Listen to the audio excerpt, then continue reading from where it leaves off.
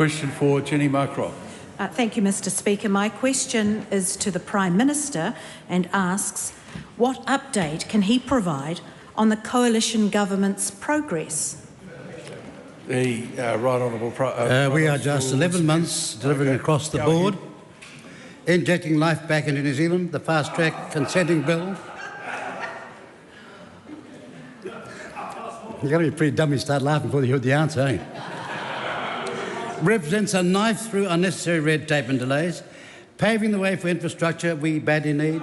The Regional Infrastructure Fund will pump $1.2 billion worth of much-needed stimulus into our regions, the backbone of the country.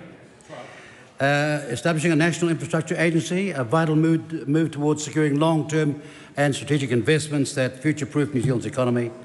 A government serious about unlocking development and progress. RMA reform will set us on exactly that path. We're dealing with the country's health and education systems, and because of us alone, we will, in New Zealand, reach the smoke-free target in 2024, not sometime in the distant future. Supplementary. What actions has the Coalition Government taken to uphold equal citizenship and democracy?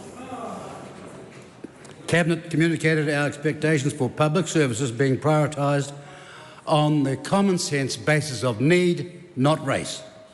Unfortunately, it was necessary to clarify that race or personal identity is in fact not a proxy for need. Anyone who understood poverty would know that. We have stopped Hey Pua Pua, which set New Zealand on a path of racial separatism, because we believe in one standards of citizenship for all New Zealanders, regardless of when you arrived here. We are now into phase 2 of the COVID-19 inquiry, which will rework the utterly inadequate terms of reference which we inherited. Sport New Zealand will be updating its guiding principles to ensure that we have fair competition above woke values being signalled. And we are sorting out the Marine Areas and Coastal Act so that we can get back to a solution we had when every coastal iwi agreed to it. Supplementary. What has the Coalition Government achieved so far in restoring law and order? Willie Jackson says nothing. He's talking about any common sense idea he might evince. We are empowering our police and courts to hold criminals to account. Gang membership is now an aggravating factor during sentencing. Instead of giving money to the gangs, we are coming down hard on them because Maori are the greatest victims of them. We are heading towards 500 more frontline police on the streets. A surge in applications. A surge in applications. Instead of hearing cheering over there because they pretend to be for law and order, they're jeering. Well, they say they came to jeer, but they'll be staying to cheer. A surge in applications and expanding recruitment wings also signal that our government is serious about law and order and putting, even you, victims first. Well, I don't think I've got those concerns, but nonetheless, Jenny Marcroft. Supplementary. Oh, sorry, yeah. Sorry. How is the Coalition Government supporting workers? This is a government for working people. Because some of us know what hard work looks like. Now just hang on, just hold on, wait on. Just a reasonable amount of interjection is always acceptable, but not that sort of barrage. Can I start again? Yeah, of course. Yes, thank you very much. This is a government that understands working people, understands their concerns, their hopes and their dreams. And those forgotten hard-working Kiwi battlers are on our mind. We have extended the apprenticeship boost scheme through to June 2028. They didn't. The accredited employer work visa is now geared towards filling high-skilled roles that help our New Zealand economy. The government is committed to and delivering moderate increases on the minimum wage. Set, of course, by you-know-who. Not there. The government is backing our workers, be they blue-collar or white-collar workers.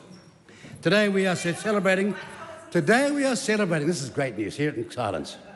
Over 16,000 Kiwis getting into work and off the job seeker benefit from July to September this year. Good. Okay. No, 16,000. Yeah. And last of all, this coincides with a 133% increase in...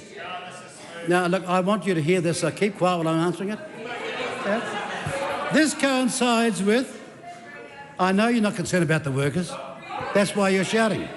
This coincides with the 133% increase in benefit sanctions being issued from just 11 months ago, which shows they are working. Supplementary. Yeah, okay, that's absolutely enough, particularly those sort of comments, with all due respect. Supplementary. Jenny Mycroft. Thank you, Mr Speaker. What is this government's plans for much needed essential infrastructure like Marsden Point? Mr Speaker, this is a government that understands the vital need for our country to invest in our infrastructure. Critical infrastructure, no. Starting a hospital plan and blowing the cost out way over what it was budgeted for is not a plan, it's irresponsibility. Okay. Look, be patient, help's on its way. Okay. We're going to hear the rest of this answer in silence from both sides. It's all good news, but critical infrastructure like Marsden Point that was allowed to covertly and secretly be shut down against the interests of this country is being seriously focused on at this point in time, and we are trying to get past the crisis that we are facing in stoppages because what we may think may be contaminated fuel because of our lack of access to what we once had when we were a world-leading country.